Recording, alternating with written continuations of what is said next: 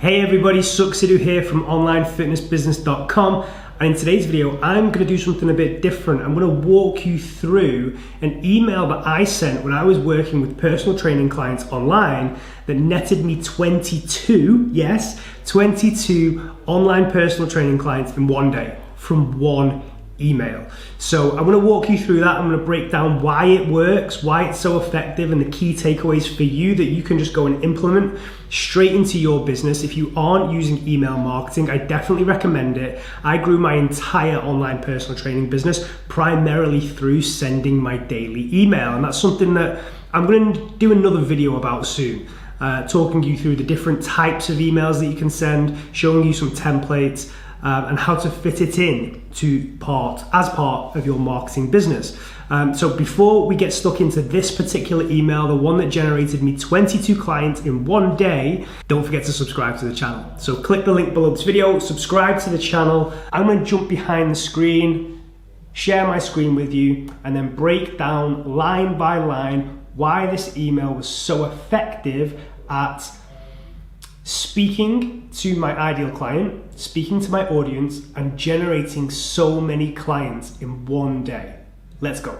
So what I'm going to do is I'm going to show you the exact email in just a minute that generated me 22 new clients. One email. I was only charging £97 a month at the time, which is just shamefully low. All of you should be charging at least £150 per month if you're in the UK. And if you're in the US, Canada, Australia, at least $200 per month. But I didn't know what I was doing back then. I was just kind of starting to take this online thing seriously. So I sent this email. It was based off the back of a consultation I'd done the day before with a new client who signed up that day. And it was telling her story. At the time, I had about 1,000 email subscribers. I'd been emailing every single day consistently for a little while. And I'll talk about that in a different video. And I was getting better. I was getting better at telling stories, and getting better at understanding the important things that needed to be included in my storytelling and in my email marketing. And I'm going to break all of that down for you in just a minute when I show you this template. I'm not going to hide anything. I'm going to show you the exact email, and go through why it worked so well. So let's dive into it. So this is the exact email. I'm going to just go through it line by line. So I'm going to tell you why it works. I've only heard this a few times on consultations. Here's the first thing that makes this work really well. I'm telling people how I work. People don't understand online coaching. So if you start telling them how it works and giving them little insights within your content about how you work with clients online, it builds trust because they have a better understanding of what they're inquiring about. Right? So straight away, this works because I mentioned my process straight away. So, and I'm just telling a story, right? I've only heard this a few times on consultations. First good bit, consultations, I'm telling people about my process. I think only 3 times now. Yesterday was one, so I start telling a story, which is incredibly powerful. Yesterday was one, and as always, it was effing brutal. I didn't warn you guys about the bad language. I used to swear and use offensive language way more than I do nowadays. But yeah, one point here to make is that it's completely me just being myself, right? I'm not tidying my language up because I want to impress people. I don't want to offend people. I was just being myself. So yesterday was one, and as always, it was fucking brutal. As many of you know, I spend some time finding out why people want to make a change. So again, I'm talking about the process that I go on, right? I'm giving people an insight so you can start visualizing what I do with clients. As many of you know, I spend some time finding out why people want to make a change, lose weight, and or make a massive transformation. So not only am I starting to let people know what happens when they inquire to work with me, I've also just noted the key things that they come to me for. This is what I help people do. So even though I'm not doing Instagram that post says, hey, I help people lose weight, book a call. I'm still getting that across, but I'm doing it within a story. So I'm revealing part of my process. I've mentioned what I help people do, why people reach out to me to lose weight and make a massive transformation.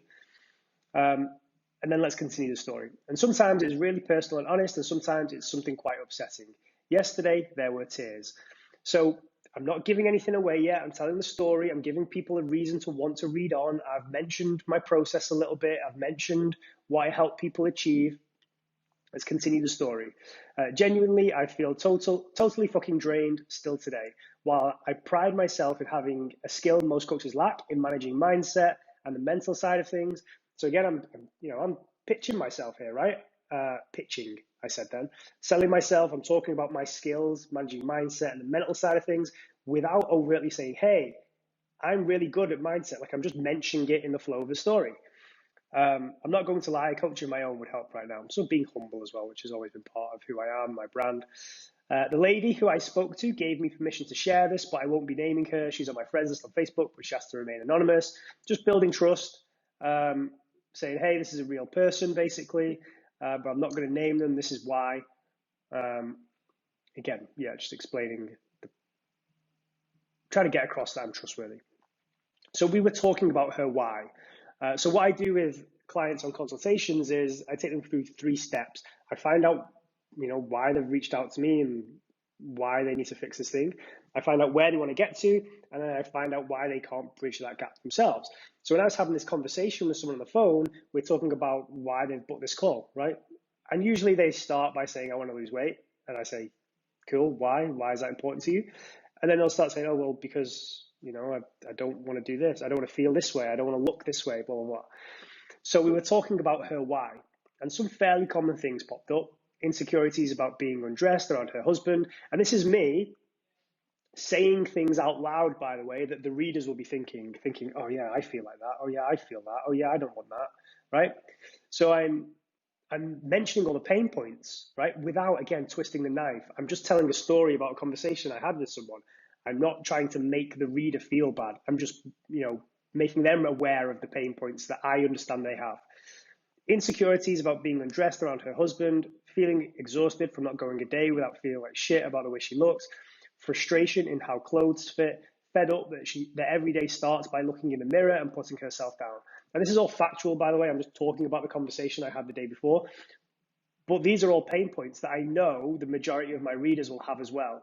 So at this point, they're thinking, oh, yeah, I feel all those things. I want to know how Suck helped this woman, because I was working with mainly women at the time.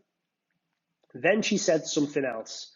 It even caused a mini argument with my husband yesterday because it was my son's birthday and I wouldn't get in a picture with him. This was a massive, so this is a huge pain point. So many men and women, but women specifically, hate having their picture taken because of the way they look, right? Don't jump on me for that, for being sexist or making a stereotype. It's just reality, right? A lot of women, like my wife, my mom, I've experienced it around the women in my life. So by me saying this out loud, and all I'm doing is I've learned something, by the way, from someone who I spoke to. There's no better way to learn about your audience than conversations with people. I've learned something from this consultation, thought, wow, if I speak about that, I bet there are so many other women in my audience that feel the same way, but have never had somebody else say it out loud to them. So I wanted to be that guy. So then she said something else. It even caused a mini argument with my husband yesterday because it was my son's birthday and I wouldn't get in a picture with him, which is shit, right? This was a massive red flag for me. I asked, how old's your son? Do you not like having your picture taken? When was the last time you had a picture taken with him? And then reality began to dawn on her. Her hang-ups about her body meant she has 0 memories saved as images with her son since he was born. He's now 3. She can't remember or think of a single photo that shows her and her son together properly. She completely broke down. Again, this is all a true story. 3 years worth of memories to capture, avoided because of how shit she feels about her body. 3 years of birthdays, first experiences, first holidays, nothing captured to share with her son when he's older or for her to look back on.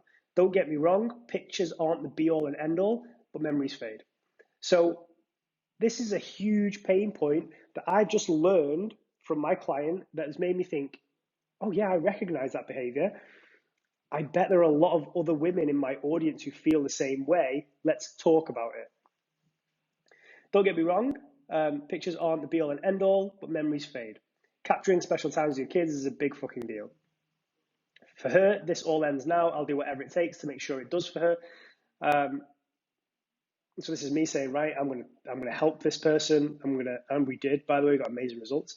I'm gonna help this person. I'm positioning myself as the hero. If you want to talk like actual storytelling, um, if the way your body makes you feel is affecting your life to the extent that it's taking years of happiness from you, I beg you, please do something about it.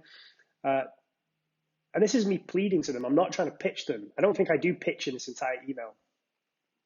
I'm just saying, hey, like, do something about it. This isn't okay. Like, I want you to be happy.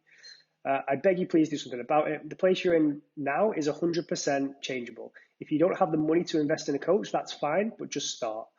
My grammar's terrible in this. So this is me again.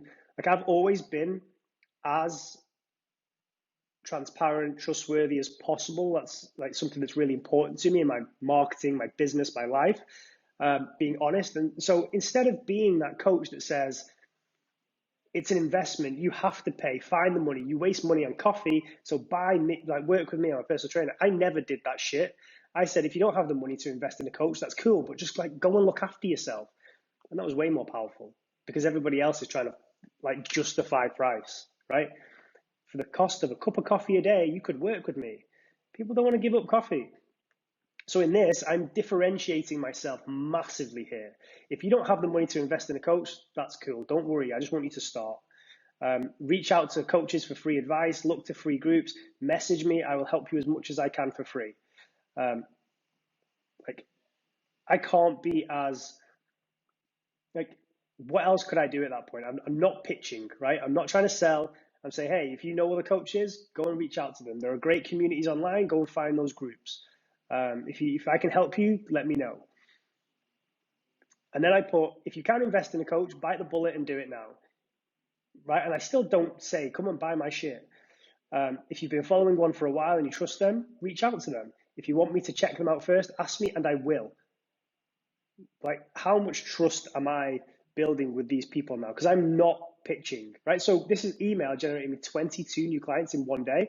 I didn't even try and sell. But because of all these principles that I'm walking you through this email right now, I did generate a lot of clients. And this email is me like genuinely passionate off the back of a conversation. I'm not lying or making any of this up, but I am using storytelling principles. I am making sure that I talk about the pain points. I am making sure that I get my service across and who I am across. So I recommend them reaching out to a coach, right? I don't even say reach out to me.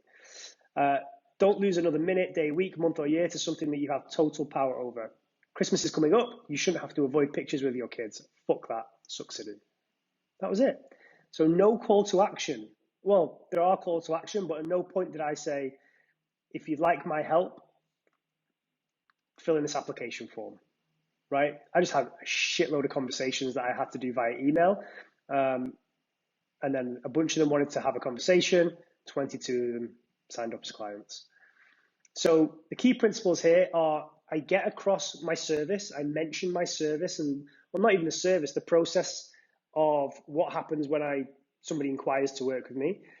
I cover some pain points, some general ones, and then a big one, right? Like a big one that isn't common, wasn't commonly talked about then. It probably is now. And then I build huge trust by saying, listen, just like get help, right? Help yourself. Do something about it. How can I help? So I build massive trust. And then if I pitched it at the end, I would just kill all that. So that's why this email was so effective. There are so many tactics out there that are just spammy, that are hacks, generate clients by spamming people, or these really harsh call to actions, going out of your way to make people feel like shit. Like, using pain points in your marketing isn't about making people feel like shit. It's about showing that you understand where they're at and what they're struggling with. And if you can do that, if you can communicate that in your marketing, then you don't have to make people feel like shit. You don't have to be pushy. As you can see in this email, there's no sign off that says, click here to book a call. Like, none of that. I just build huge trust. So this email generated me a ton of clients. Use the principles. Don't just copy it. Go and get some clients from email marketing. and let me know how you get on. I'm going to do another video that talks through more of my process for email marketing, because I did build the majority of my business when I was working with one-to-one online personal training clients via email. So I'll talk about my process, how I did it on a daily basis, how I came up with ideas, what structures I stuck to make writing email easy, and how you can add it to your business or implement it in your own business. So I hope this video has been helpful. Don't forget to subscribe to the channel. If you have any questions about email marketing or this email in particular, leave a comment below, and I'll speak to you soon.